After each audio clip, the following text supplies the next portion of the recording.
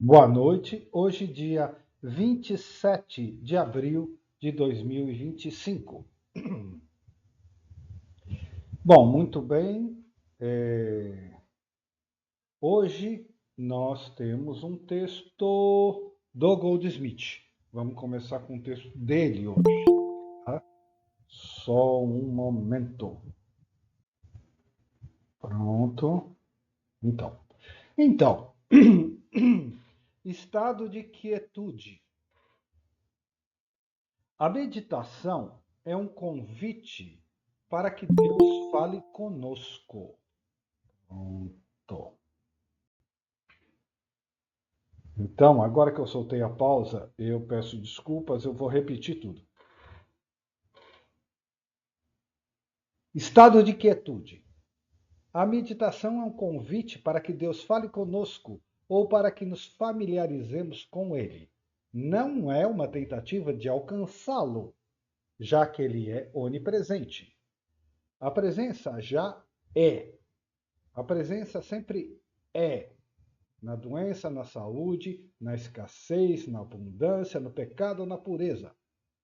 A presença de Deus é, agora e para sempre. Não estamos tentando alcançar Deus, mas sim um estado de quietude.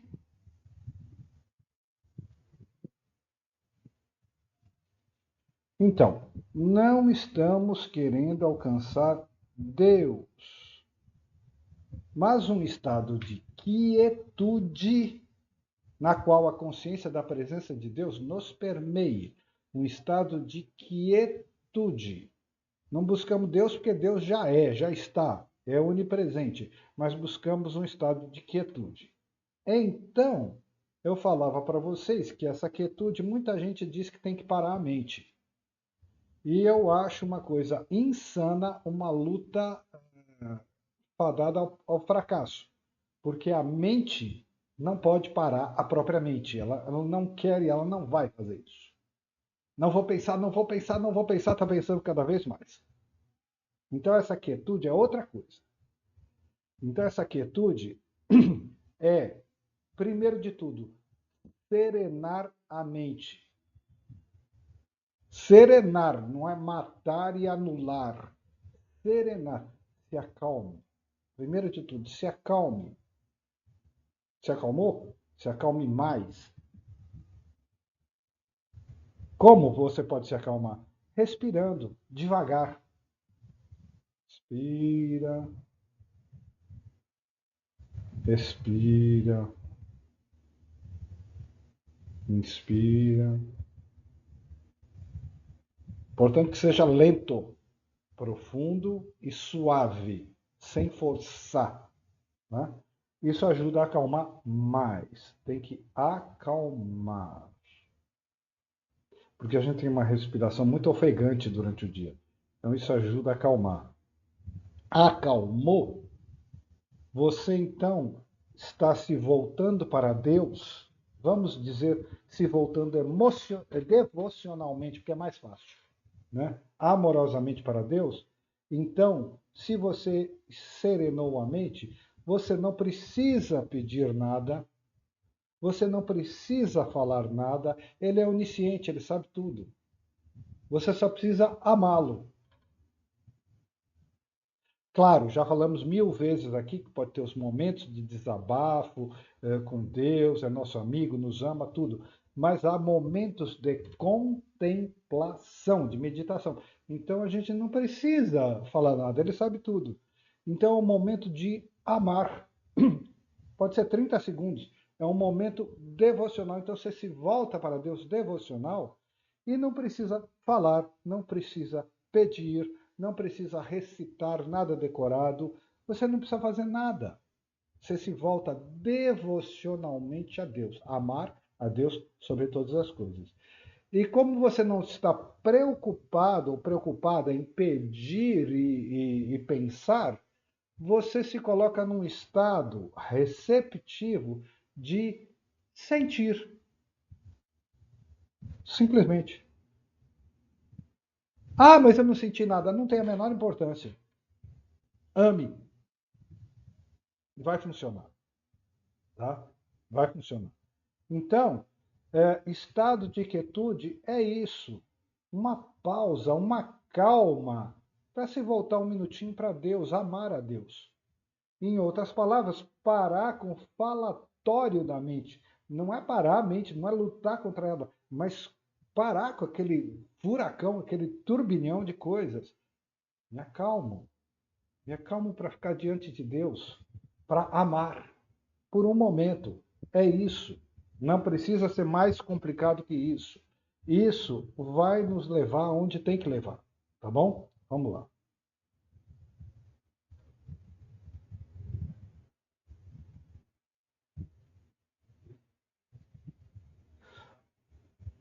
Dez segundos de devoção sincera vale mais do que uma hora de meditação forçada, de luta com a mente. Vamos lá. Fomos treinados para orar com a nossa mente. Como se Deus pudesse ser alcançado através do pensamento. Ninguém o alcança com a mente nem com a razão. Ele não está dizendo que é proibido pensar. Eu estou numa entrega devocional, eu estou amando a Deus. Ele não disse que é proibido vir algum pensamento. Ele está dizendo que eu não devo ter pensamentos deliberados, intencionais, querer falar para Deus o que é que ele tem que fazer, quando, aonde, do jeito que eu quero. É isso que ele está falando. Tá? Esse jeito de alcançar Deus com a mente nunca vai funcionar. Então, é isso. Não entenda mal. Não é que você, num instante de amar a Deus, passou algum pensamento, pode ser até a intuição. Não é isso. Tá? É a intenção, o pensamento intencional. Agora eu vou meditar para Deus porque eu quero conseguir a solução do meu problema. Não tem serenidade, não tem quietude, não tem silêncio, não tem nada. Só tem arrogância. Tá? É esse o problema.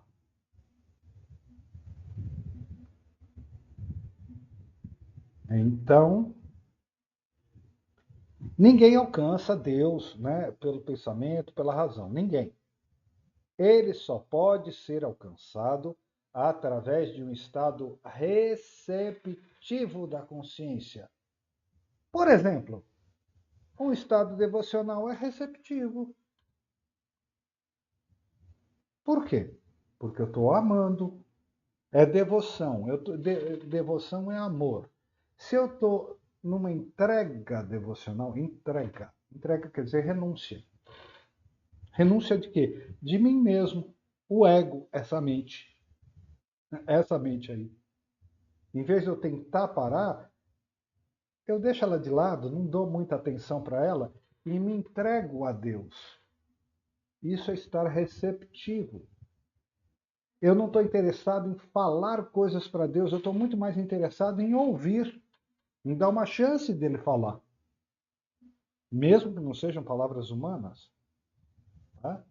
Então é uma atitude diferente. Não é parar a mente, não é destruir a mente, é ficar receptivo e é amar. Tá?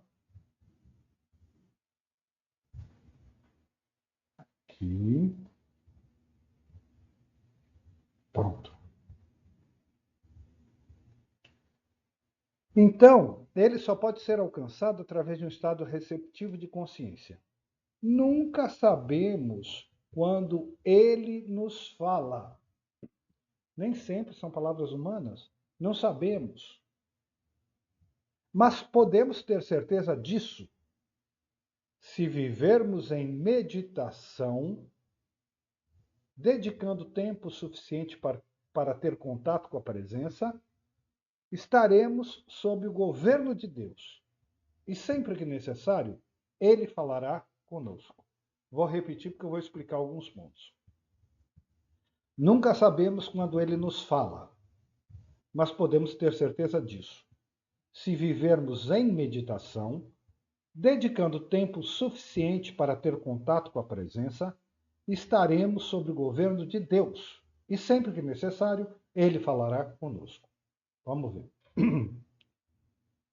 Algumas coisas que eu acho que devem ser entendidas mais adequadamente.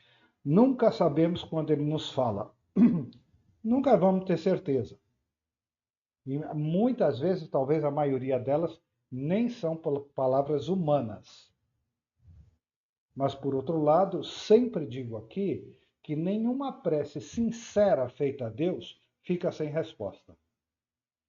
Mas nem sempre a resposta é do jeito que a gente queria.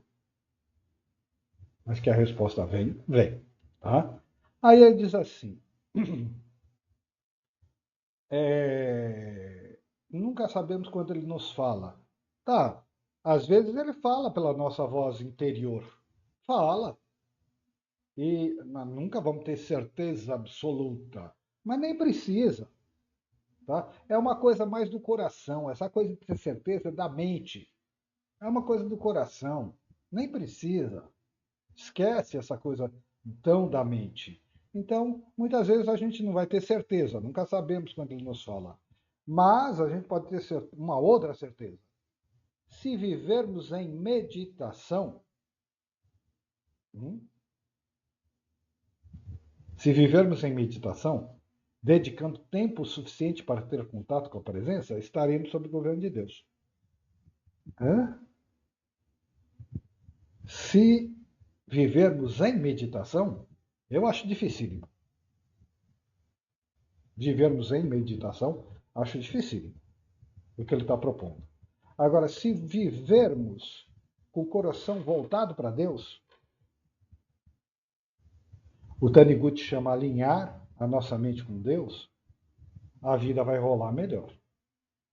Mas aí ele diz assim: se vivermos em meditação, dedicando tempo suficiente para ter contato com a presença, dedicando tempo suficiente, porém, seguindo a própria instrução do Goldsmith, tempo suficiente não é parar 1 hora, 2 horas.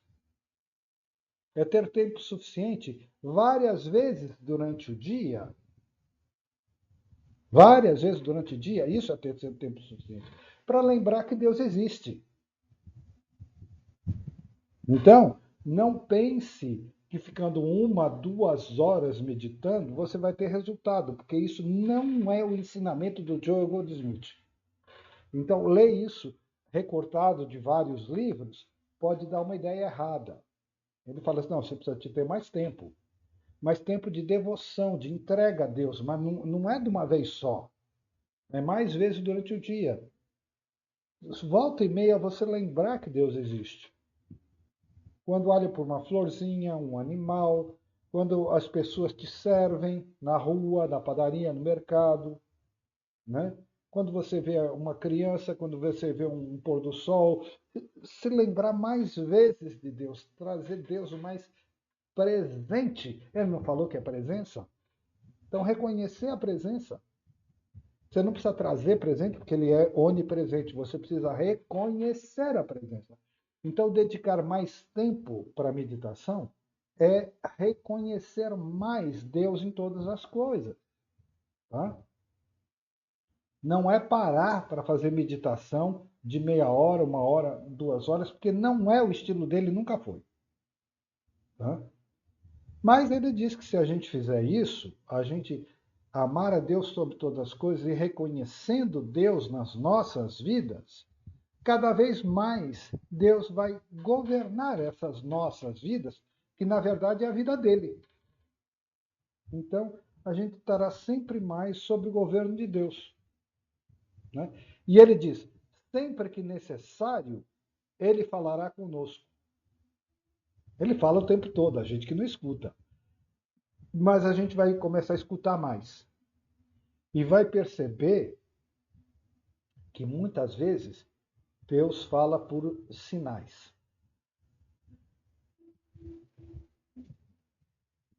Tá? Deus fala por sinais. Aí eu tenho uma história bonitinha para contar. Uma vez eu estava na igreja, os mais antigos acho que já ouviram. Eu estava na igreja e eu estava meio aborrecido por causa do padre, que eu não gostava porque o padre levava política para o altar. Aí começaram aqueles cantos populares, eu estou assim, acompanhando tudo, mas por dentro eu estou pensando assim, ó Deus, eu não vou comungar, eu não quero, não gosto, me mande um sinal se eu tiver que ir. Aí eu estou lá cantando com as pessoas, vem uma abelha, tum, no meu dedo, na minha unha. Eu olhei assim e falei, nossa, o que é isso? Eu falei, tá bom, eu vou. Na minha unha, porque não era uma ameaça para me morder, entendeu? Na minha unha. Tchum. Aí depois eu contei para uma pessoa, ela falou, nossa, era um anjo de Deus. Disfarçado de abelha, claro, mas é um anjo de Deus. Tá? E também teve um trabalho que eu dirigia, espiritual, e a moça, um dive, a moça é, conversava consigo mesma. Deus, me manda um sinal, nem que for uma manga na minha cabeça, porque a gente estava debaixo de uma mangueira. Na mesma hora, tum, caiu uma manga, não na cabeça dela, mas no travesseiro dela. Ela falou: Nossa, tudo bem, já deu para entender. Então, vem sinais, tá? Vem sinais. Então, a gente precisa, se a gente tiver receptivo, que é o que ele falou no texto, nós vamos perceber melhor esses sinais. Os animais dão muitos sinais. Dão muitos sinais. Canto de pássaro, presença de pássaro. Os animais dão muitos sinais. Então nós vamos perceber mais. Né? A vida que se desdobra para nós, essa vida é Deus. Deus está ensinando o tempo todo. Então, tudo está falando conosco o tempo todo. Se a gente tiver com a mente alinhada com Deus, que é a proposta do texto todo desde o começo, nós então estamos mais receptivos e mais prontos para ouvir sinais, ver sinais. Que nem eu estava na missa, a abelha. Tá bom, eu vou. Tudo bem? Então, essa é uma história. Tem outra, mas eu não vou contar hoje. Pronto. Tudo bem? Então, esse é o primeiro texto. Quietude não é parar nem destruir a mente, é se acalmar e se voltar para Deus. Se voltar para Deus não é mental. Então, se for devocional, se for amoroso, será muito mais fácil. E numa entrega devocional haverá renúncia do ego. Claro que não vai ser total, mas não se preocupe com isso. Se baixar a bola do ego já está ótimo, já está maravilhoso. Já dá um espaço para Deus. Já está ótimo. Então, excelente começo. Então, como essa é a apostila 1, eu hoje vou colocar um videozinho de uma sugestão de meditação. É só uma sugestão, tá? De como se acalmar e como fazer. É uma sugestão, é um vídeo curtinho, tá bom? Então vamos embora para mais um texto.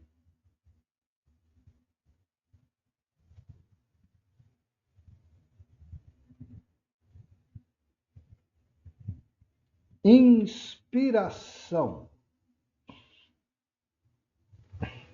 A frase vivo, não mais eu, mas Cristo vive em mim, é suficiente para tornar a vida de alguém bem-sucedida. Se pudéssemos, ao menos, ter uma visão dessa frase, se pudéssemos captar um significado inspirador, o significado interior e esotérico dessas palavras, essa frase seria suficiente para uma vida bem-aventurada. Joel Goldsmith em A Palavra do Mestre. Então, aqui não tem muito o que dizer. A frase de Paulo Apóstolo, vivo não mais eu, mas Cristo vive em mim, é uma frase tão forte que não precisa de explicação. Mas o Goldsmith está dizendo que ela precisa ser sentida e vivida e isso tornaria a nossa vida plena. Tá? Plena. E Paulo Apóstolo diz também: vivo não mais eu. Isso significa renúncia do ego. Eu abro mão do ego, desisto. Cristo reina. E o ego morreu? Matei a mente, destruí o ego? Não. Ele continuava sendo chamado de Paulo. Pegava o navio, ia nas aldeias, cumprimentava, olá, senhor Paulo, comia com as pessoas, jantava, dormia, ia no banheiro, nada foi destruído. Mas por dentro, quem comanda a minha vida, quem é o farol, qual é o sentido da vida? É o Cristo. E o ego? Uma ferramenta a serviço. Então, somente uma ferramenta. A mente, uma ferramenta. Poderosa, mas uma ferramenta. Uma ferramenta. Então, esse texto é super curto, tá? E a mensagem é a força da própria frase de Paulo. Então, repetindo e finalizando, a frase vivo não mais eu, mas Cristo vive em mim. É suficiente para tornar a vida de alguém bem-sucedida. Eu preferia dizer bem-aventurada. Se pudesse, porque bem-sucedida dá a ideia de vida material. Era suficiente para tornar a vida de alguém bem-aventurada. Se pudéssemos ao menos ter uma visão dessa frase, se pudéssemos captar o significado inspirador, o significado interior e esotérico dessas palavras, essa frase seria suficiente para uma vida bem-aventurada. Tá? Significado interior, esotérico, quer dizer, não mental, vivido. É coração, é sentir, é viver. Tá bem? Bom, muito bem. Então, mais um texto. Esse é pequenininho, mas é assim, bem forte. Opa, momento aqui. Bom, agora nós voltamos para o Eckhart Tolle. A consciência não é objeto. Uma frase típica de aulas de filosofia. A consciência não é objeto. Bom, então, quem é o sujeito? Somos nós. Quem somos nós? A consciência. E o que é a consciência? Não podemos responder a essa pergunta. Assim que respondemos, falsificamos-la, transformamos-la em mais um objeto. Então, vamos às explicações básicas de apostila 1. Toda a filosofia, teoria do conhecimento humano, a filosofia toda se baseia numa relação de sujeito e objeto. Sujeito sou eu que conheço. Objeto é a coisa conhecida. Normalmente captada e processada pelos 5 sentidos. Tá? O sujeito é quem processa. Então, sujeito do conhecimento, eu. Não é nem eu místico, não. Eu, Giancarlo. O que é que eu conheço? Coisas. Físicas ou abstratas, não importa.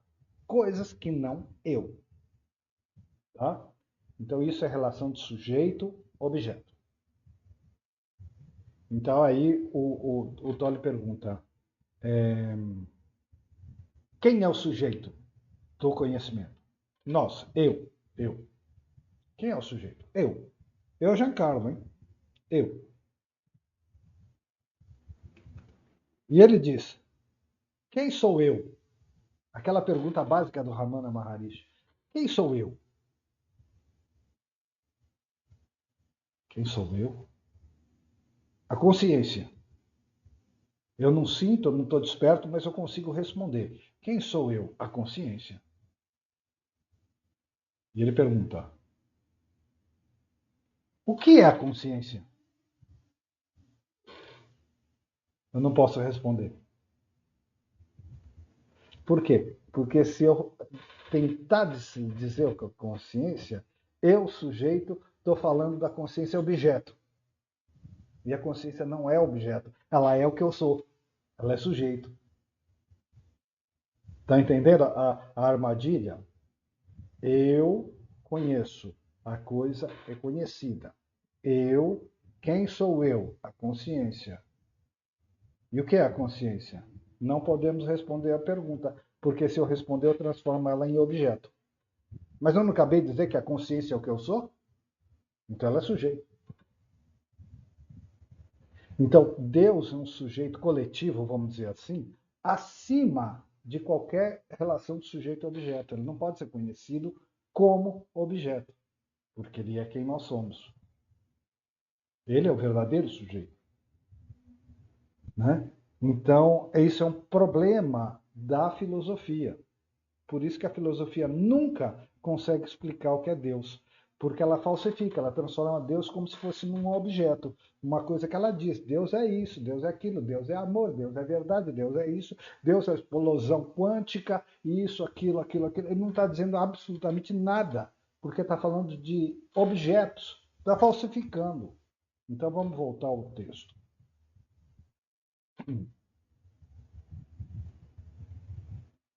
É a Torre de Babel que não consegue alcançar o céu. Arrogância mental. Vamos lá. A consciência não é objeto no sentido de filosofia mesmo. Então, quem é o sujeito? Somos nós. Quem somos nós? A consciência. E o que é a consciência? Não podemos responder essa pergunta. Assim que respondemos, falsificamos-la, transformamos-la em mais um objeto. Pronto, isso eu expliquei. A consciência, para a qual a palavra tradicional é espírito, isso é raríssimo ele dizer, hein? Que ele poderia dizer, a consciência para a qual a palavra tradicional é Deus, é raríssimo ele dizer isso. A consciência para a qual a palavra tradicional é espírito, não pode ser conhecida no sentido habitual da palavra, como se faz na filosofia, como objeto. Não pode ser conhecida. E procurar fazê-lo é inútil. Todo conhecimento, conhecimento humano da filosofia, todo conhecimento faz parte do reino da dualidade, sujeito e objeto. O que conhece e o que é conhecido. O eu, o sujeito, sem o qual nada pode ser conhecido, percebido, pensado ou sentido, tem de permanecer eternamente incognoscível, pois o eu não tem forma. O eu não pode conhecer a si mesmo, ele só conhece coisas. Aí é que está. O eu não pode conhecer a si mesmo. Ele não pode ser objeto e ser sujeito ao mesmo tempo. Ele só conhece coisas. Pode ser coisas abstratas, já falei. Mas ele só conhece coisas. Ele não pode conhecer a si mesmo. Então, nesse sujeito, que pode ser o Giancarlo mesmo, tá? Nesse sujeito há um mistério. Eu não posso conhecer a mim mesmo, Giancarlo. Então, de repente, eu me pergunto: bom, então, quem eu sou? Quem eu realmente sou? É a pergunta do Ramana Maharishi. Quem eu verdadeiramente sou?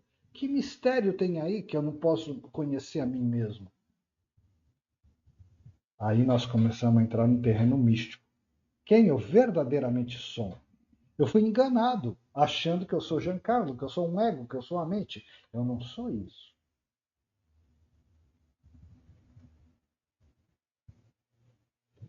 Ramana Maharishi, eu vou trazer um texto aqui mais tarde. Ele se iluminou por causa de uma experiência de morte. Com 16 anos ele achou que ia morrer. E foi tomado de um pavor horrível. E aí ele deitou e começou a simular uma morte. Ele ficou duro como o corpo fica, a rigor mortis, né? E começou uma investigação interna e ele pensava, bom, e agora? Eu não, o meu corpo, se está morto, então quem sou eu? Então eu não sou esse corpo. E aí ele foi indo, até chegar no ser verdadeiro. Não adianta ser só uma especulação mental, tem que ser vivido. Por isso que eu estou contando a experiência dele. Tá? A resposta quem eu sou é Deus, mas é uma resposta mental. Tem que ser uma resposta vivida, sentida. Tá? Mas há um mistério aí. Se tudo é sujeito e objeto, o sujeito não pode conhecer a si mesmo. Então tem um mistério nele. E aí eu pergunto: quem eu sou? Quem eu verdadeiramente sou? Não vai poder ter uma resposta mental. Porque o Tolly já explicou. Se eu quiser explicar, eu transformei em objeto. Então, quem eu sou não é uma pergunta que tem uma resposta mental. Não é para ter uma resposta. Quem eu sou é para sentir e perceber. Tá? Então, essa é a coisa a doutrina do Ramana Maharishi. Agora vamos adiante. Ele está dando uma aula de filosofia mesmo, viu? Eu já falei que ele era professor de filosofia. Aluno, nem chegou a ser professor. Vamos lá. Só as formas podem ser conhecidas, objetos. Porém, sem a dimensão informe, o mundo da forma não poderia existir. Essa dimensão é o espaço luminoso no qual o mundo surge e assenta. Ele chama de espaço luminoso, dimensão. Esses nomes são conceitos mentais, mas ele está dizendo que o mundo está fundamentado na consciência. Então ele diz na frase seguinte: esse espaço, entre aspas, espaço, é a vida que eu sou. É Deus. É a vida que eu sou. Tudo está dentro de Deus. Esse espaço é a vida que eu sou. É intemporal, atemporal. Eu sou atemporal, eterno, fora do tempo. Porque eu já falei 1 milhão de vezes aqui que o tempo é totalmente ilusório, depende de referenciais, como a rotação da Terra. Mas eu estou além do espaço e do tempo. Então eu sou eterno, eu sou intemporal. Mas não esse eu, Giancarlo, que está falando. E que está falando só um conceito mental. Isso precisa ser sentido. Então, esse espaço é a vida que eu sou. É atemporal. Eu sou atemporal, eterno. O que acontece nesse espaço é relativo e passageiro. Prazer e dor, ganho e perda, nascimento e morte. O que acontece nesse espaço é relativo e passageiro. É impermanente, é uma ilusão. Então, é o velho exemplo que eu dou. Nuvens passageiras, as nuvens vão passando, passado, presente e futuro, as nuvens vão passando, tempestades, fenômenos, mas o céu por trás das nuvens é silencioso, infinito e eterno. E não muda nunca. Essa é a consciência. Mas nós vivemos a ilusão das nuvens passando. É isso que ele está dizendo.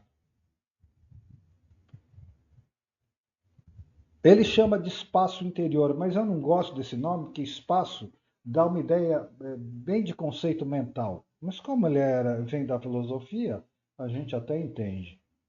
Então vamos lá.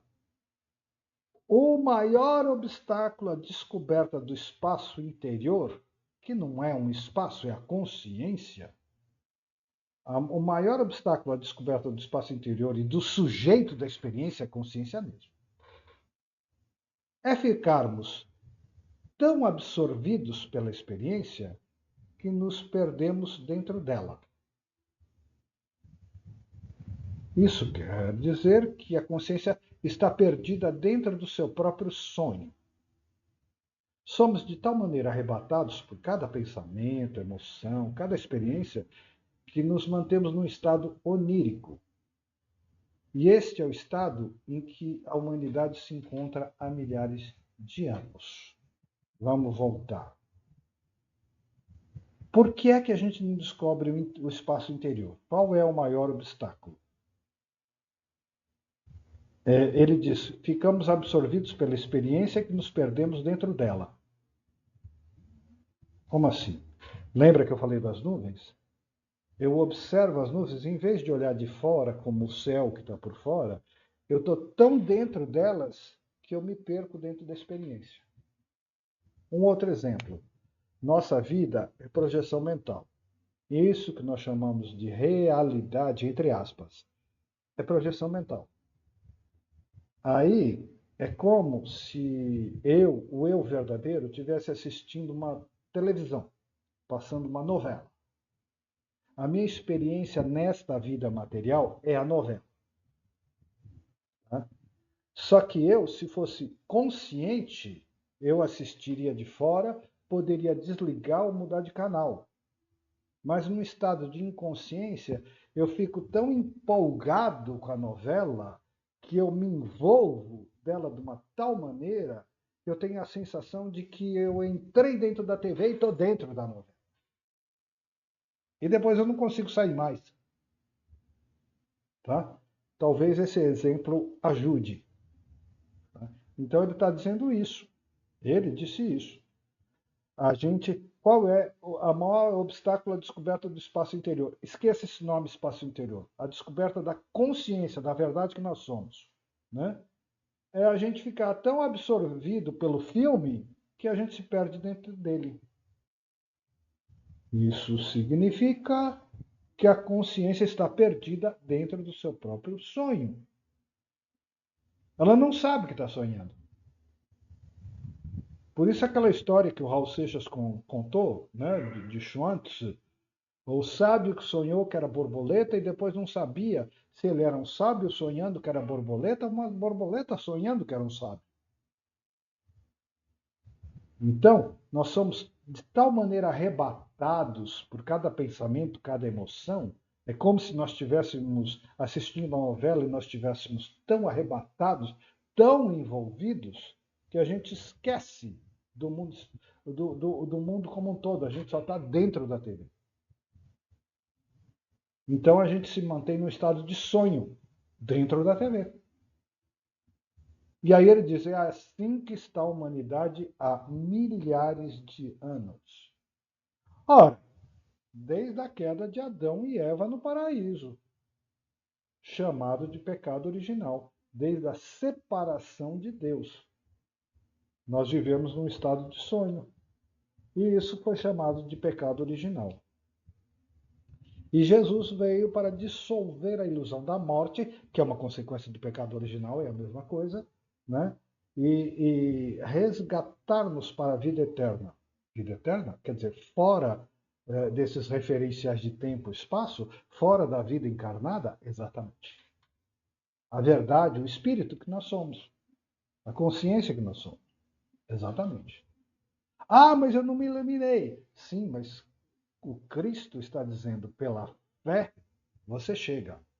Ainda que você passe pelos sofrimentos da novela, você, pela fé de que você é muito mais do que isso, você chega, você já está salvo. Mesmo que você tenha que passar por sofrimento. É aquela história, né? Paciência, filho, os teus pecados estão perdoados. Pecados perdoados? Nossa, isso é muito maior do que qualquer coisa que eu pudesse imaginar. Tá? Isso é muito grande. Não é pouca coisa. Então, é isto. Tá? Então, o Cristo nos apresenta um caminho pela fé. Dizer, não, é despertar, é iluminação. Ah, mas eu não consegui. Crês nisso? Crês nisso? Chega junto. Mesmo que você passe pela vida fenomênica, chega junto. O Taniguchi diz também. Falou, é isso? Mas eu não sou o eu enfermo. Ele fala assim. Tá? Mesmo que eu tenha que passar pela experiência do eu enfermo, mas eu não sou o eu enfermo. Ele diz com toda clareza.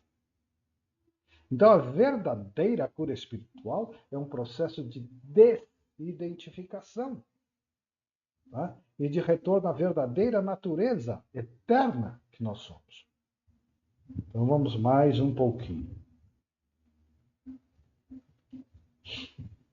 Ainda dá tempo de mais alguma coisinha aqui. Vamos lá?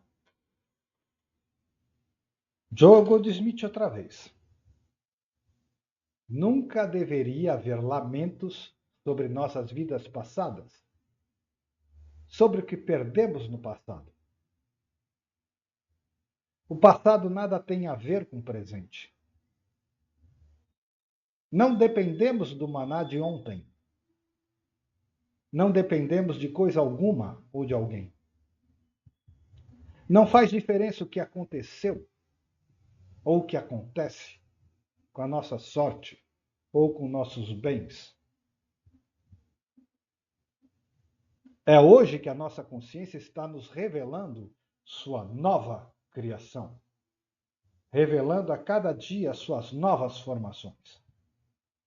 Hoje, a nossa consciência está se desdobrando e se revelando de novas maneiras, de novas formas, sempre crescendo abundantemente. Eu acho esse texto de uma beleza incomparável. Eu vou ler de novo. Nunca deveria haver lamentos sobre nossas vidas passadas, sobre o que perdemos no passado. O passado nada tem a ver com o presente. Não dependemos do maná de ontem, não dependemos de coisa alguma ou de ninguém. Não faz diferença o que aconteceu ou o que acontece com a nossa sorte ou com nossos bens. É hoje que a nossa consciência está nos revelando sua nova criação, revelando a cada dia as suas novas formações. Hoje, a nossa consciência está se desdobrando e se revelando de novas maneiras, de novas formas, sempre crescendo abundantemente. Joel Goldsmith, A União Consciente com Deus. Então vamos lá. Nunca deveria haver lamentos sobre nossas vidas passadas, sobre o que perdemos no passado. Paremos de reclamar. O que se foi porque tinha que ir. Porque nunca foi nosso, era totalmente ilusório. Tá? Bens do mundo, até pessoas. Até pessoas. Sim, o amor fica, mas o amor, a posse das pessoas não é amor. Não é amor. Nós perdemos a perda, a dor da perda. O que é que nós perdemos? Nós não somos dono de nada, nós não somos dono de ninguém. Então essa dor é totalmente mental, totalmente projetada. Né? Então não deveria haver lamento, não temos que nos lamentar sobre o que passou. Cumpriu-se aquele momento que naquela hora era agora. Era aquilo que tinha que ser. Mas não é agora, agora é passado. Eu tenho que estar com a mente no agora que eu estou vivendo. Ele diz, não deveria haver lamentos. Quem reclama, a pior coisa da vida, eu acho que é uma pessoa reclamar. E eu tive que aprender a duras penas, porque eu reclamava bastante. Ainda reclamo, mas muito menos. Passado não tem nada a ver com o presente. Não dependemos do maná de ontem. O povo no deserto reclamou com Moisés. Você nos tirou do Egito. Essa comida é horrível, não tem comida. Era melhor a gente estar no Egito que a gente tinha comida. E Moisés ficou arrasado e foi desabafar com Deus. E Deus disse: eu vou mandar comida, mas colha de manhã e não guarde. que vai estragar e vai ser um cheiro horrível. Vocês vão ter que confiar e acordar cada dia confiando na comida que eu vou mandar. Então esse é o maná. Confiar em Deus que Deus vai mandar o maná. Hoje, para amanhã não serve. Hoje. Essa é a história do maná. Tá? Não dependemos de nada nem de ninguém. Nós dependemos de Deus. Ah, mas meu marido, meu pai, minha mãe me dá uma mesada, me dá uma ajuda. Muito obrigado. Mas é Deus se manifestando através deles. A gente precisa enxergar por trás deles. Por quê? Se a gente não enxergar que é Deus que está se manifestando por eles, a hora que eles morrerem, acaba. Mas se Deus está se manifestando, Deus é infinito. Tá? Então, não dependemos, né, de coisa alguma ou de alguém, nós dependemos de Deus. Esse é o ponto. Não faz diferença o que aconteceu, o que acontece com a nossa sorte ou com nossos bens. Não faz diferença. Sim, aí eu pergunto, que bens? Que bens que nós temos? Nós não temos nada. É tudo um filme, é tudo uma novela dentro da TV. O que é que você perdeu? Você não perdeu absolutamente nada. Dentro da novela se tornou sua vida mais difícil, mas é uma novela. Você está sofrendo porque você está dentro da novela. Ah, eu perdi isso, eu perdi aquilo. Na novela, dentro da novela, você está sofrendo, mas é porque você mergulhou dentro da novela. Não tem nada a ver, essas coisas sequer existem. É isso que ele está dizendo. Então, se a gente vivesse o presente, nós não estaríamos reclamando e nos lamentando. Porque o que tem que se desdobrar no presente é o presente. Nós estamos aprendendo o que aparece no presente. O passado já foi. Era presente naquele momento, era agora naquele momento. Mas agora não é mais. Aquele agora, naquele momento, era a hora de aprender. Aprendeu? Foi. Que nem a água do rio. A água passou. A água do rio não é mais a mesma. Heráclito fala assim, né? Nem a água do rio é a mesma e nem a pessoa que entra no rio é a mesma, já é outra pessoa.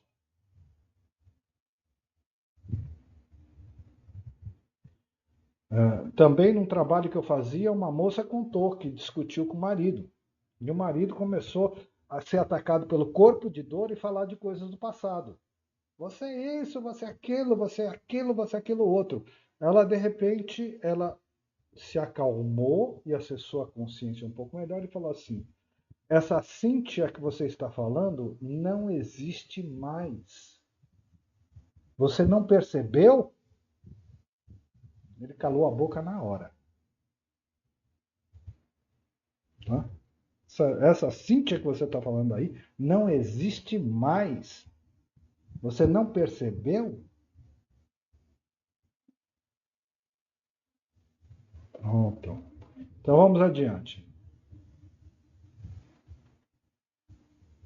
E ele diz então que é hoje, é agora, que a nossa consciência está nos revelando sua nova criação, revelando a cada dia as suas novas formações, ainda que sejam dificuldades. É hoje, é agora, é aqui que eu tenho que aprender. Com a dificuldade que se desdobre, que seja, até com o sofrimento, mas é aqui e agora, não é ontem. E nem com o medo do futuro. Por exemplo, eu posso ter que enfrentar dor. Poxa, é horrível. Eu fico assim muito solidário. Mas assim, uma coisa é, isso dói muito. Outra coisa é assim, eu vou morrer. Isso, isso é no futuro. Isso não é agora. Isso não tem nada a ver. É outra coisa, tá? Então, viver plenamente o agora. O agora é Deus se desdobrando. Deus não quer que nós soframos, mas se a realidade está se desdobrando como sofrimento, eu tenho que aceitar, aprender para poder transcendê-lo. Porque, de uma certa forma, é a novela. Né? Mas eu tenho que aceitar a condição para conseguir sair da novela. e não me lamentar, tá? E me fazer de vítima. Eu tenho que aceitar o sofrimento, o ensinamento, para poder transcender. Porque, de toda forma, o sofrimento é gerado por nós mesmos, Deus não quer que nós soframos, mas para que a gente se volte para a verdadeira consciência que a gente é. A única finalidade é essa. Tá? Então, quando a gente fizer isso, voltar para a verdadeira natureza que nós somos, que é Deus, nós transcendemos o sofrimento. A cruz é um símbolo de sofrimento, mas é um símbolo de transcendência do sofrimento, de libertação do sofrimento. Tá? Então, é hoje que nós. Deixa eu compartilhar aqui. É hoje, é agora, é hoje que a nossa consciência está nos revelando sua nova criação. A cada dia o sol nasce de novo, não é igual ontem. Revelando a cada dia suas novas formações. Hoje, a nossa consciência está se desdobrando, se manifestando, e a nossa consciência é Deus, então Deus está se desdobrando. E se revelando de novas maneiras, de novas formas, sempre crescendo abundantemente. Ele, Deus, não se desdobra, cresce e evolui, mas ele se manifesta para que nós façamos isso, para que a gente cresça abundantemente na direção dele, que a gente pegue o caminho de volta para a casa do Pai. Sempre a gente cai nessa mesma parábola, para que a gente pegue o caminho de volta para o Pai. Tudo está nos mostrando, volte para casa. Passou, perdeu, passou. Agora, volte para casa. Perdeu, passou. Agora, volte para casa. Volte para casa. Ai, eu estou aqui sofrendo, comendo com os porcos, podia estar na casa do meu pai. Pare de reclamar e volte para casa. Tudo que é necessário, o pai está no portão esperando. Ah, não, mas aqui está horrível. Eu acho que eu vou voltar para casa do meu pai. E aí, chegando lá, eu vou pedir perdão, que não sei o quê, que não sei o quê. Volte para casa. Faça assim e comece a andar. Tá bom? Então tá. Por hoje é só que 20h27. Tá bom? Então, amanhã é terça-feira. Amanhã é o dia do Taru. Nós vamos pegar a carta da força. Tem umas histórias ótimas, né? Histórias assim, bem pitorescas, tá? Bem divertidas. Amanhã é segunda, Jean. Não, amanhã é segunda. Aí eu já pego o texto errado. Tá se adiantando. É possível que chame iluminações. Agradeço. Boa noite. Minha cara isso. Boa noite a todos. Boa noite. Boa noite.